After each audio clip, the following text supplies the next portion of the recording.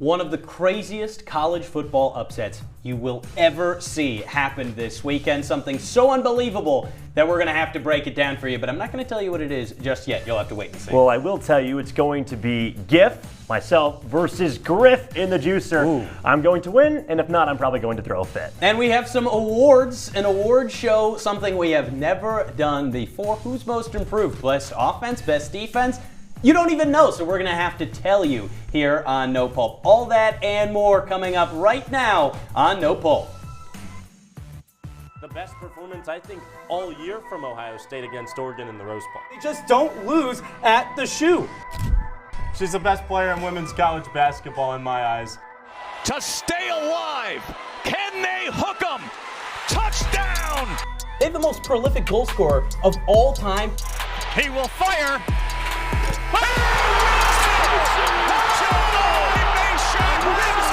He's the guy. I'm the guy. Ian's the guy today. Experience is what matters when it comes to Omaha. Valuable. You know the Hold numbers on. is everything for a Hold team. on. First time, how are we feeling, Jake? I'm excited to win the juicer.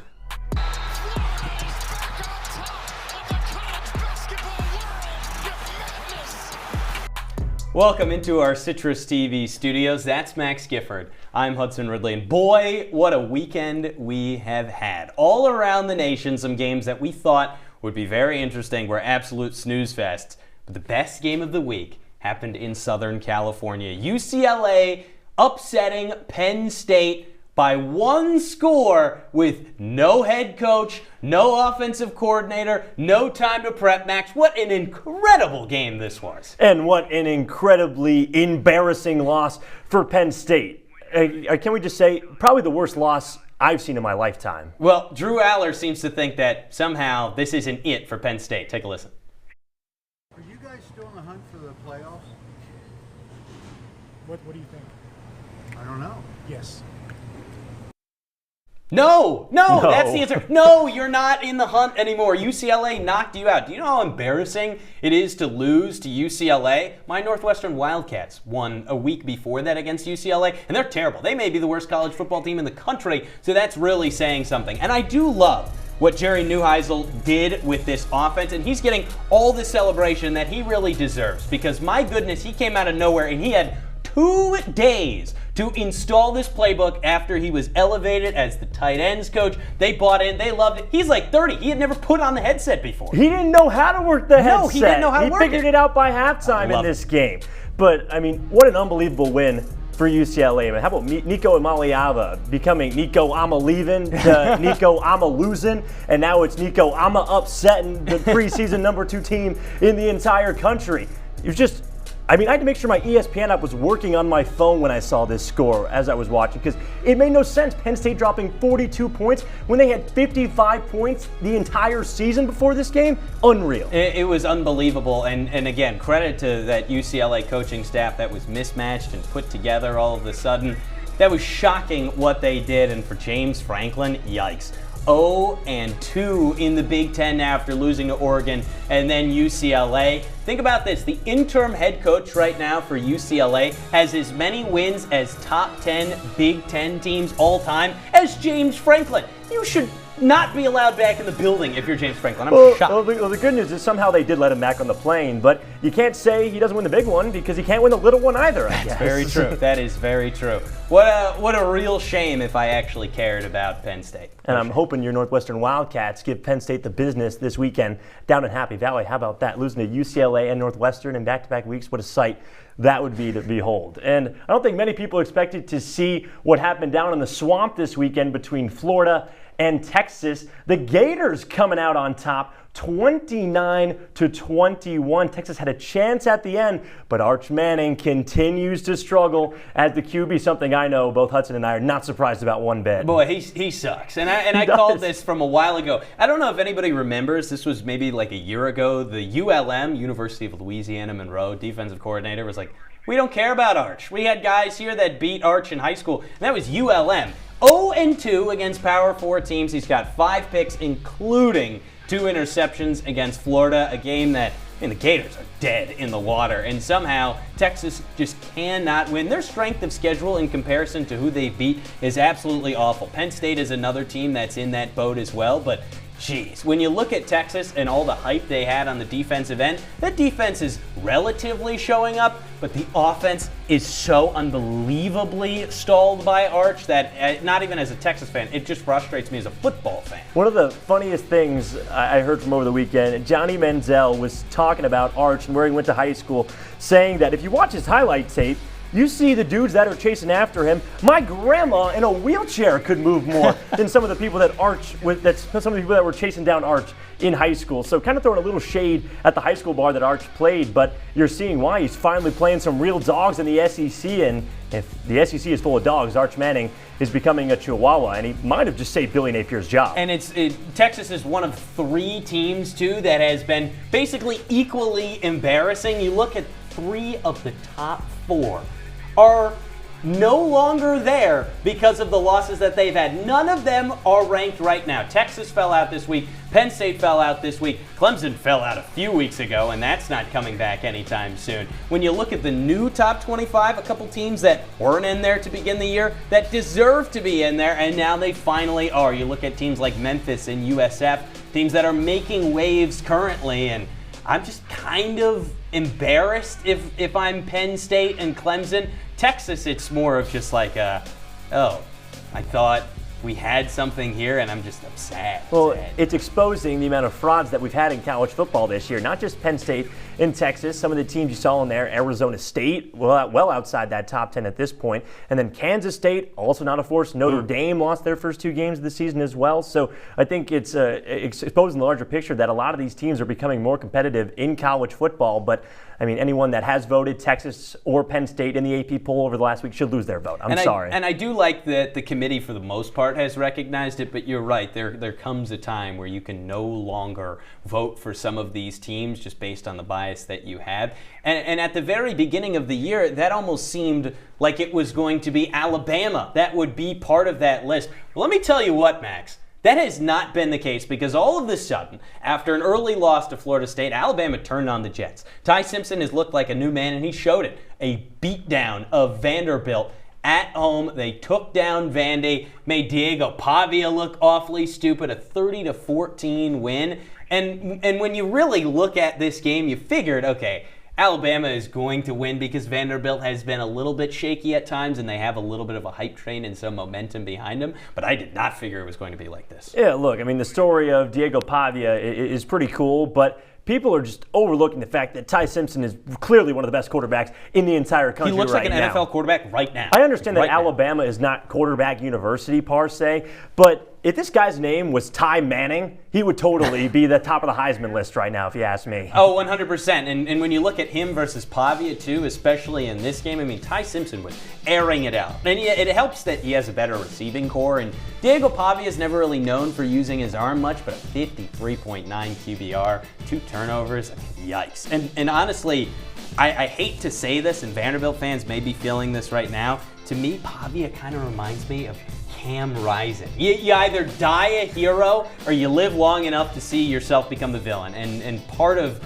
that game was Diego Pavia looking like the villain because some of the stuff that Pavia did pre-game certainly rubbed people the wrong way. He had a move that was so unbelievably crazy, I'm just going to have to show you instead of telling you.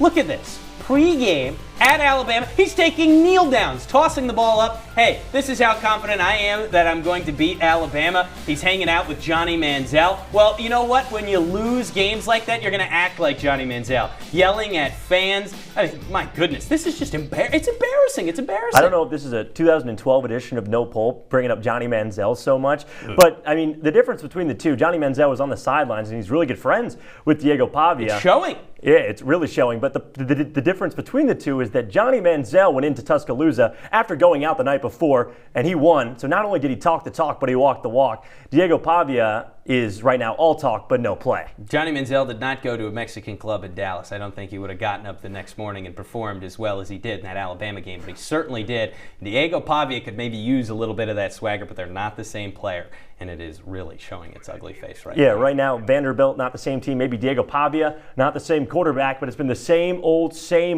in Chapel Hill. North Carolina continues to be on the struggle bus after a 38-10 loss to Clemson this last week, and the North Carolina Tar Heels faithful have had it with Bill Belichick.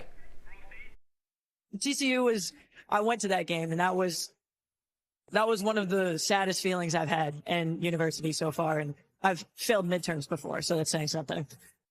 I mean, she said it with such a straight face, too. I mean, oh my goodness. Oh my goodness. I feel so bad. I've never failed midterms, but I can only imagine that would be really tough. And I gotta say, having your football team be that bad to the point where, you feel embarrassed about Bill Belichick, what a legacy ruiner this has been for Bill. I mean, the fact that they're already talking about what Bill Belichick's buyout is at this point in the season, $20 million, by the way, if you are curious. And the fact that UNC is under such a grip hold by Bill Belichick that they're not even willing to post Patriots highlights of one of their best players in the last decade in Drake May having his best game of his career against the Buffalo Bills because Bill Belichick's fallout with the Patriots. Just shows you that this team is not on a direction to be successful. And it's showing, by the way, that some of these games have panned out so far. There's going to be a time where they're going to have to make a choice. Either you're going to do what is best for the program, or are you going to be constrained by Bill Belichick for the rest of time? And honestly, I don't believe this is full-on Bill Belichick. I think he's going mentally insane. Can I say that? I think he's driving off a cliff right now with some of this stuff. He's got a young girlfriend talking in his ear, driving him crazy. Hey, I got to be cool guy. I got to be Mr. Cool at UNC. I got to win games. Well, that's not going well, and every little piece is collapsing around him and showing that you can't even post social media highlights on UNC's Twitter of a player that plays for the Patriots. How petty this is. This is honestly sad. This is really sad. And I'm a guy who doesn't like Bill Belichick. I'm a guy who doesn't like North Carolina. And even then, it feels bad. It feels wrong to feel happy about this. No, it really does. And I do understand that Bill Belichick has inherited a team with over 70 new players on it. But we've seen teams with brand new squads. That's just the nature of college football now. Yeah. You have a new squad essentially every single season. And with how wide open the ACC is, there's been plenty of opportunity to make some noise. And North Carolina just simply hasn't done that. No, they've made noise, and it's been the exact wrong kind of noise. And if you're North Carolina, you have to eventually decide. I also like how this is taking all the heat off of Hubert Davis, men's basketball coach at North Carolina, for the shortcomings they've had in the program. Now he's scot-free. Just wait till the winter on Yeah, Pulp, exactly. Once this flips around, North Carolina fans are going to have even more things to worry about than Bill Belichick, but definitely a rough situation right now. Alrighty, that's going to do it for us for now, but when we come back, a big-time matchup. We've got Giff versus Griff in the juicer. You're not going to want to miss it. All that and more straight ahead.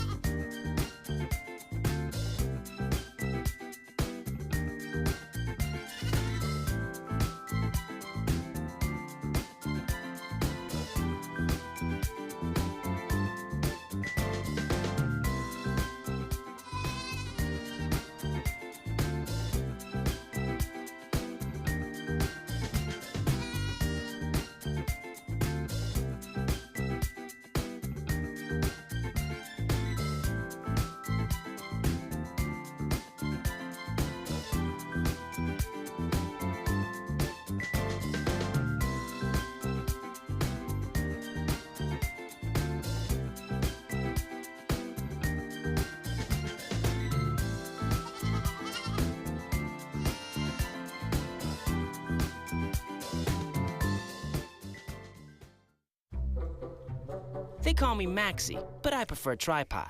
I was your above-average four-legged homie, and then wham-bam minivan. Some people pity me. Now that's lame.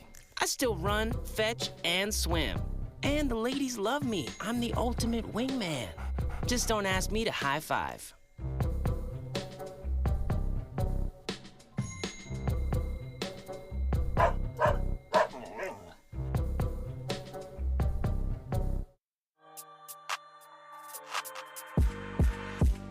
Look at this, evenly spaced in terms of height. It's time for the juicer here on No Pulp. We've got Max Gifford and we've got the challenger, Griffin Marcy. Griffin, what's your experience like in juicers? First time here in the juicer. Wow, could you believe that? Could Can't you be that believe hard, that? right? Max, what do you think about that? I think it just means that I'm going to win because I'm the veteran. Interesting, interesting. We will find out. I have no idea what you guys are going to say. So I want to start off with you, Max.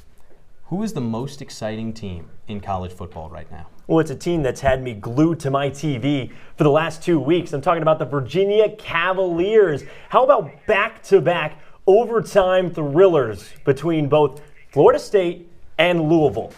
And everyone thought maybe this team's just a one-and-done upset. You beat Florida State at home. Then you go on the road to a good Louisville team who Louisville was favored by a touchdown against the Cavaliers, and they come out, and Virginia still comes out on top. This is the first time the Cavaliers have been in the AP poll since 2019. They've been so fun to watch, and right now, with an easy ACC slate ahead, there's a chance that this Cavaliers team could make some noise and be in the conference picture for the ACC tournament.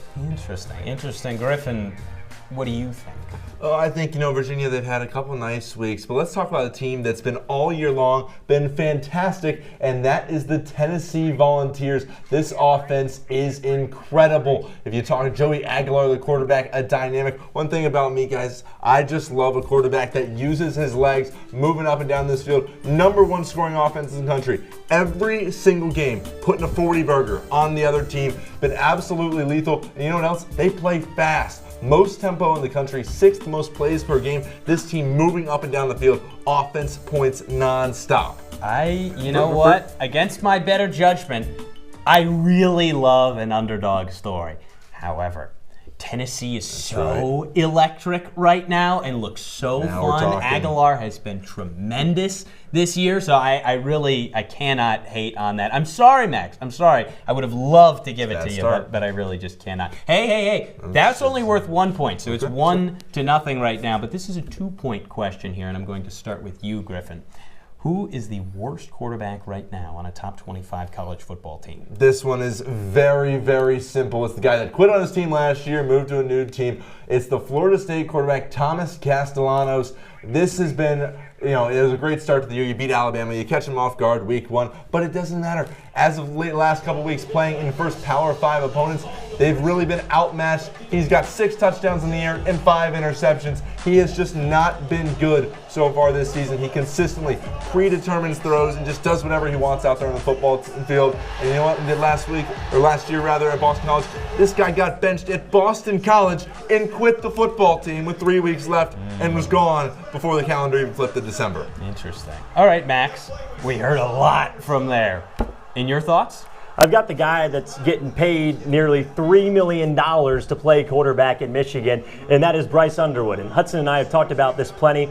I understand that Sharon Moore stinks as the head coach. He doesn't open the playbook much for Bryce Underwood at all. But that still doesn't excuse the fact that Underwood, up to this point, has not thrown a 300 passing yard game, does have that dual threat ability, but has 3 games with 12 or fewer rushing yards, doesn't have just barely over 1,000 passing yards a season, only 3 passing touchdowns in total. And look, you can only blame the coach so much. At some point, the players have to perform. Bryce Underwood has not performed. I don't care that you beat Wisconsin. Luke Fickell should have been fired last year. That's true. I do think eventually Bryce Underwood will be one of the best quarterbacks in college football. I don't think it will be on Michigan, but right now, I like what Thomas Castellanos has done in terms of he's a gamer. He's a gamer. At the end of the day, he's a gamer. What? Bryce Underwood. What game are we playing? He beat Alabama. I don't care. He was not expected to do that. He's a gamer. It was a close loss to UVA. I have to give it to Bryce Underwood. 3 passing touchdowns at this point is pretty inexcusable. So it's Max with 2 points.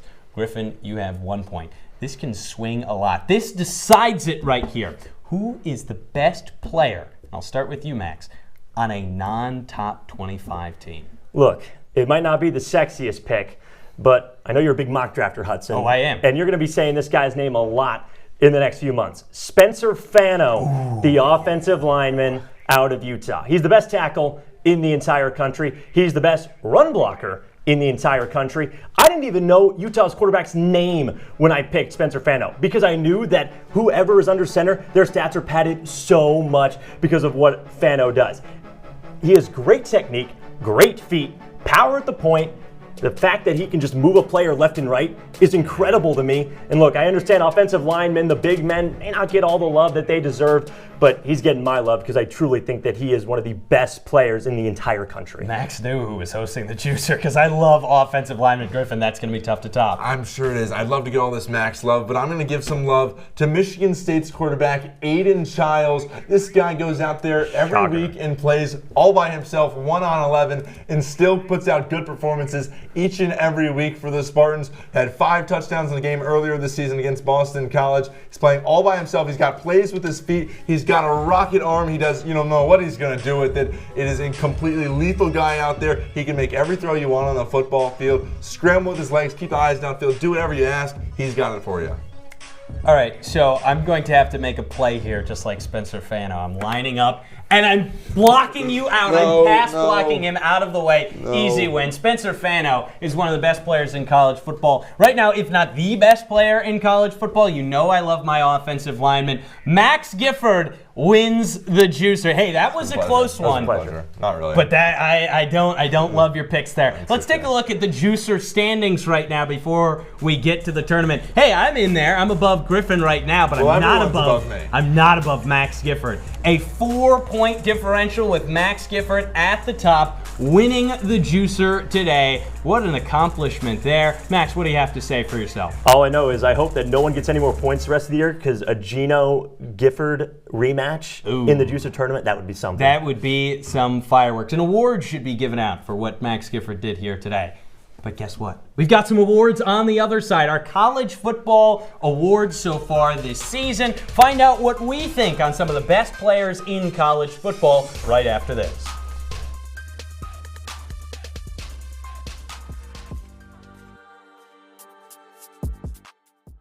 Welcome to my house.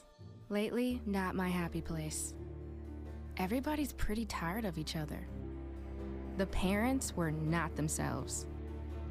My little brothers were morphing into small creatures. The walls were closing in. Clearly, a case of too much family, too close, 24/7. And there's a lot of that going around right now. If this sounds like your house, try going someplace new. YourLifeYourVoice.org. You'll find lots of ideas to help you handle the family stresses of being confined to close quarters. YourLifeYourVoice.org. It might not get you out of the house, but it could help you find a little more breathing room.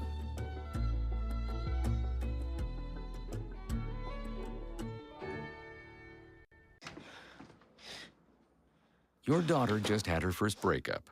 Do you A, put yourself in her shoes? B, console her? Don't worry, sweetie. This is gonna happen a lot. Or C, find her a new boyfriend? Nice, single boys. That was weird. As a parent, there are no perfect answers. But you don't have to be perfect to be a perfect parent. Thousands of teens in foster care will love you just the same. Jordan knows he shouldn't eat this entire bowl of nachos, but tonight he's earned that right. Because a few hours ago, in the middle of happy hour, he recognized a sign. Not from the gods or a bolt of lightning, but from a double heart, a kissy face, and a fourth ha in ha ha ha. That's when Jordan knew he was buzzed. So when it was time to go, he got a ride home instead of driving. Be a legend like Jordan. Recognize your buzzed warning signs and get a ride home. Buzz driving is drunk driving. No time to waste, right back to it on No Pulp. Max Gifford, Hudson, Ridley, and now I hear resounding yes sirs around the station because Nico Horning has also joined us. And gentlemen, I would just like to say, I just realized that this is a No Pulp podcast reunion right here. I mean, this is unbelievable stuff. 4 years ago. Unbelievable. I mean, I'm trying to think of the crazy takes that we said on that show because I remember I said Tulane was going to the college football playoff. And they almost did. They almost did. I think you had some crazy take about Michigan. Oh, yes. I don't even remember, but they were insane. That was the first year of J.J. McCarthy. It certainly was. And then Hudson just had a bunch of things wrong about Ohio State. No shocker. But we've got plenty more to talk about with college football. Time to give out our mid-season awards. Not the Oscars, because at least this committee won't be rigged. unlike a lot of award shows. But we'll go to you first, Hudson, to talk about the Offensive Player of the Year. Who are you giving that award to midway through the season? As of right now, and it may not be the sexiest in terms of numbers, but Jordan Tyson has been absolutely tremendous. I mean, my goodness, has he been good. He does every single thing right. And one of my favorite things that he does as a receiver, he's willing to block downfield. He's got the size and the speed to get around any corner in the country. And he looks like one of those players right now, when you watch them on the field, you can see 21 guys on the field that look like good college football players, and you can look at Jordan Tyson and say, oh my goodness, this guy is incredible. I don't care if the numbers haven't been as good, because Sam Levitt, even though they have been good, some receivers have been better, Sam Levitt hasn't had as good of a season as he had this past year, so some of those numbers are deflated a little bit, but the way that he's kind of picked up the mantle to shoulder the offense himself after they were so run heavy last year is in part why he's one of the best players in college football right now, and he is the best player on the offensive side. I think there are a couple of defensive players that are better, but he's the best on the offensive side. Well, I agree with the conference that you're in, the Big 12, because I'm going with Sawyer Robertson out of Baylor. And look, this guy's not getting enough love. I mean, you could call him Kyle McCord with the way that this guy is getting disrespected, because he leads the nation in passing yards, leads the nation in passing touchdowns, and to me that's almost like Cy Young voting. If you lead the league in innings pitched and wins, chances are you have a good shot to be considered whatever the best pitcher, but in this case, the best quarterback in the entire country. Sawyer Robertson, he's responsible for the most points in the entire country as well. Third highest total offensive output by any player.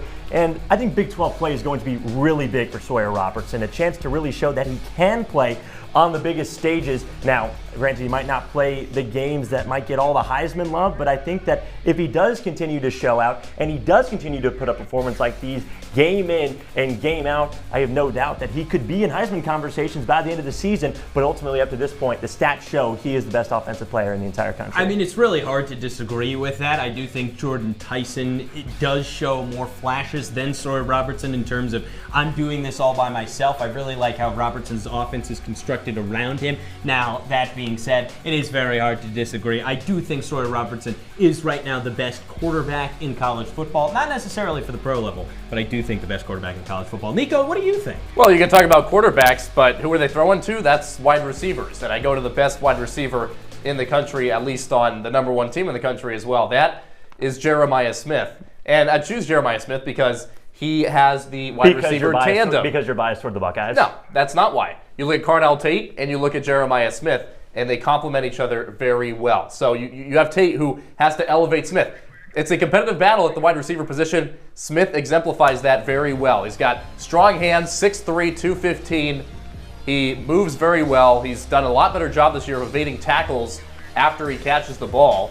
You can see the comparison there between him, Tyson, and Robertson. And Smith is the guy. He's got 6 touchdowns this year. Are any of those touchdowns against a good team?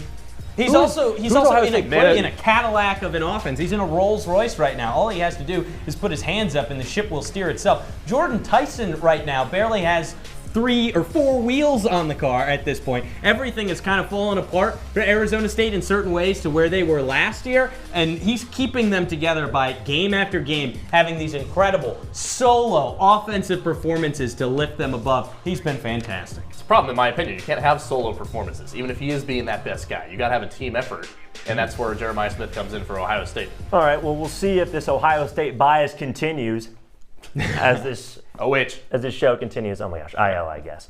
But I know that there is only one choice for the Defensive Player of the Year so far in this season. Hudson, who is it? It's Ruben Bain Jr. I mean, it's undeniable. Ruben Bain Jr. is one of those guys that 3 years ago, he was an incredibly highly touted recruit. Miami pays him a lot of money to get him in, and then for 2 years, there's really no production, and you wonder, oh goodness, is he going to be one of those stories that's just kind of sad and a bit of a letdown? No. Ruben Bain has turned it on this year, and you could see it from the jump at the very beginning of the year when Miami had Notre Dame and Ruben Bain was messing everything up for a good Notre Dame offensive line. He has a ferocious motor, unstoppable, the size and speed combination. We've seen a lot of leaner edge rushers in the past where a lot of their weight is distributed throughout their body in great edge bend. That's not necessarily what Bane does. He's just a monster. He will run through your face, and it does not matter. He's exciting. He's fun.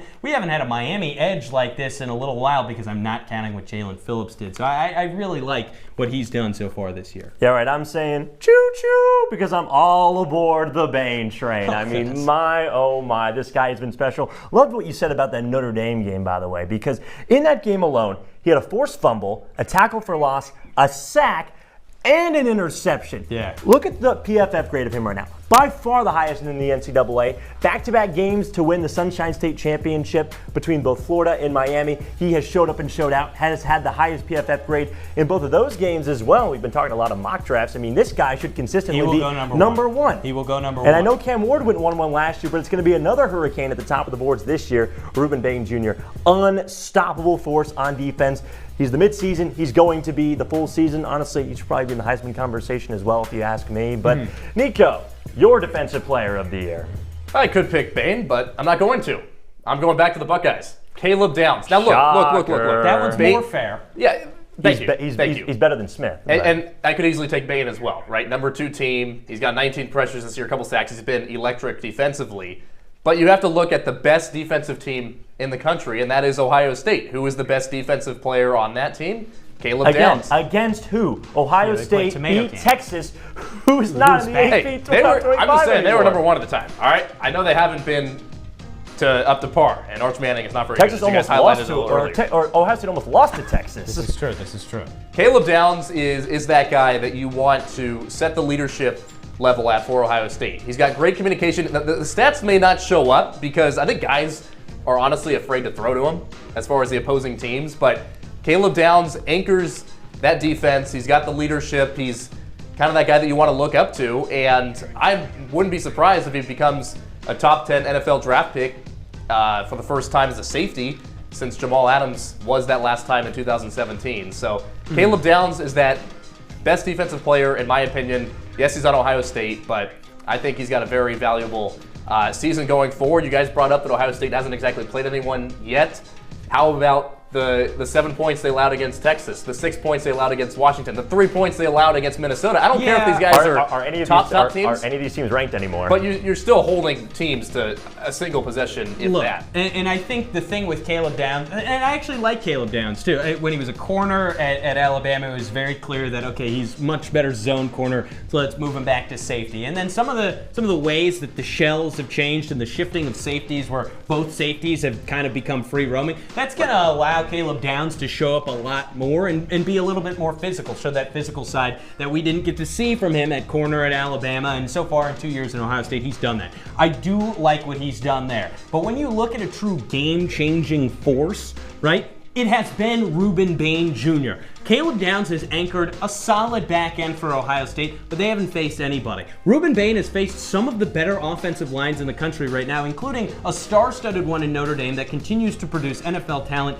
year after year, and he ran through their face unexpectedly, I will add too. There is no player right now that has a case to be the #1 draft pick in the NFL, maybe other than Fernando Mendoza. I fully back what Ruben Bane has done this year, and I like Caleb Downs, but we have to be honest. Point being, I don't think you can go wrong with either pick, and because of their respective teams. And I will say, I do think Ohio State in the second half of the season will give us a better glimpse of if Caleb Downs can maybe be that That's why these are called full-season defensive player of the year. Exactly. But I think that Penn State game will be big, although even though Penn State's maybe not that good now. Another team that's dropping down, right? Yeah. Right. So Ohio State might just have the easiest schedule in the country. Might have to wait to the cultural is what we're getting to at this point.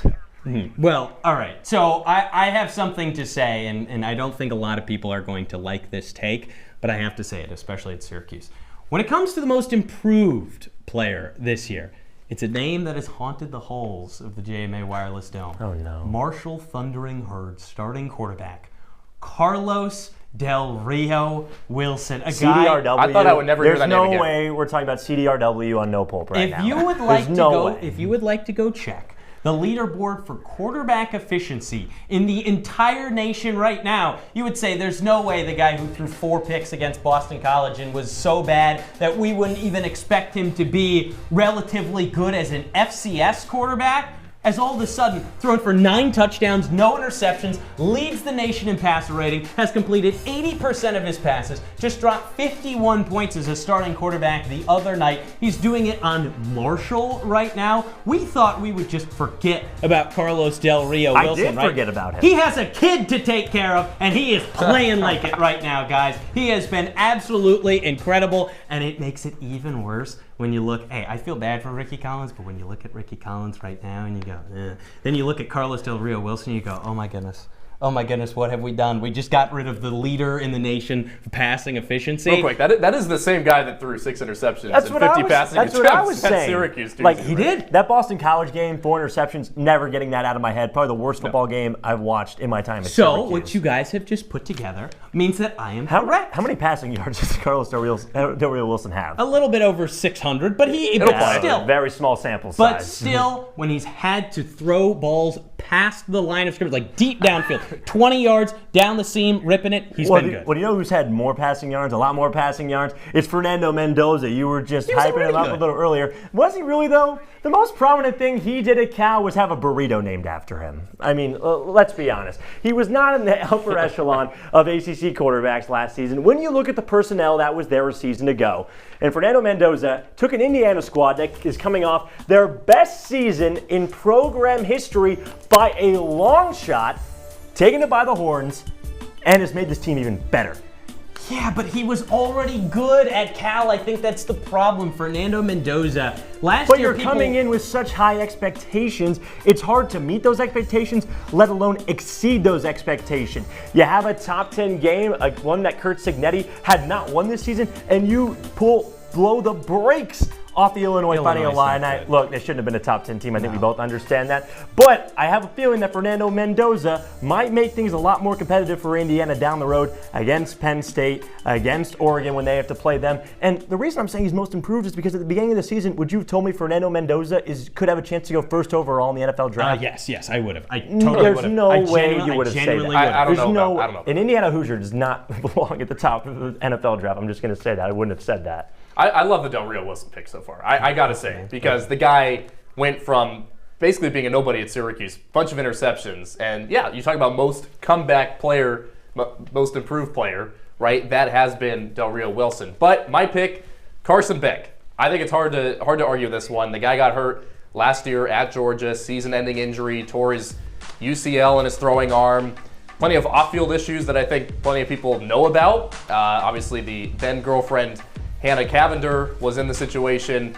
Beck was not doing very well on the field at Georgia. Of course, got hurt as we talked about. So then Beck gets recruited to Miami, where Cavender was.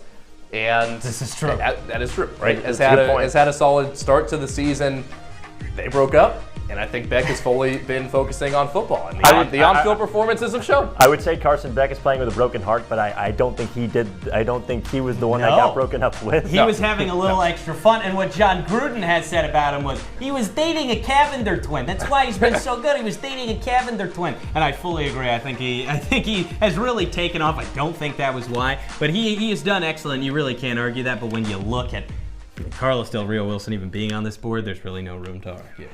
This is the Beck that Georgia fans wanted to see last year. Right. Well, there's a lot of high expectations for Georgia. Maybe not as high at Miami. They've been definitely elevated with Carson Beck. But Nico, thanks so much for joining us. Getting these mid-season awards, but we're not done yet on No Pulp. We've got Plays of the Week and final words on two ends of the spectrum. We'll let you know about them when we return.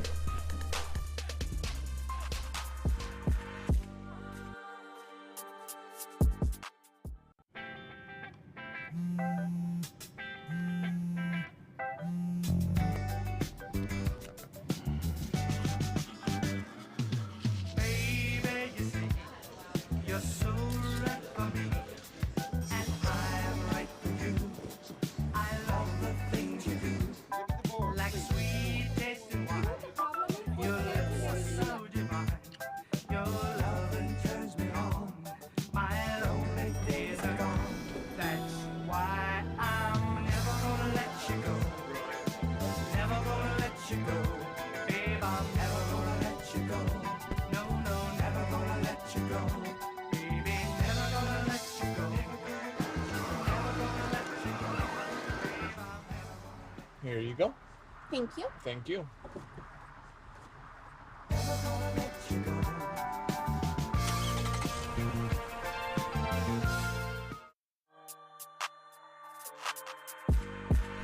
Putting a stamp on this episode of No Pulp with Hudson Ridley. I'm Max Gifford. Time for our plays of the week. And I know the show is called No Pulp, but you would think it's called No Puck, the way that NCAA hockey is disrespected on this program. But that changes today because of the number one prospect in the NHL draft, Avin McGahan, the clapper from the near side circle. Oh my goodness, you couldn't see it here. Look at it one more time. The 1T and then the celebration to boot, giving the forks down to the ASU faithful. I mean, this guy was getting overrated chance, and he showed flat out he's not overrated. There's a reason he'll be 1-1 in the NHL draft, and I mean, just a sick celebration to hang on everyone. And 2 assists. I mean, he had a great weekend for himself and a guy that's taking an unconventional path. I like that. You know who's also taking an unconventional path? Me. Right now. Do you know where Colorado Mesa University is? Is it in Colorado? It is. Do you know where Colorado School of Mines is? It's also in Colorado. Do you know where this clip is going to be from? Colorado? Exactly right. Colorado School of Mines and Colorado Mesa to end the game. Colorado School of Mines right now is trailing by 4 points. So they need to complete some flea flickers to get this done. And it's going to take a little bit of time for Colorado Mesa to stop School of Mines. The toughest part being you got 11 guys on 11. So what makes that a little bit easier? Well, while the ball is still alive, Colorado Mesa says, hey, I'm going to send 50 guys after you onto the field. A 5-yard penalty was all they got, and School of Mines won. Not necessarily a shock that Hudson picked a play from his hometown from his home state of Colorado, rather, but something I know all too well is Purdue football is a putrid program. But never in your wildest dreams would you ever imagine what I'm about to tell you. Are you ready for it? The Boilermakers are 0-11 in games that happen right after Taylor Swift drops a studio album. That's a streak that spans nearly 20 years, and Tay-Tay wasn't even 20 years old yet when Taylor Swift dropped in 2006. At this point, it's not a coincidence, it's a reputation and a legacy of failure. Eras aside, it really hasn't seemed to matter with what's gone on in West Lafayette over the past 2 decades. In fact, the most red the Boilermakers have been over this stretch came in 2021 when T-Swizzle was busy re-recording her Taylor's versions, and even then they only managed 9 wins. The last time Purdue looked fearless and posted double-digit victories was 10 years prior to 1989. Yes, the year, not the album. If you are still a lover of this Boilermakers bunch after so many seasons of suffering, I'm not sorry because you chose this, but this curse is the stuff straight out of folklore, almost as if ghostwritten by the Tortured Poets Department themselves. It may take a million midnights to break this spell for the Boilermakers, but one thing is clear as I speak now.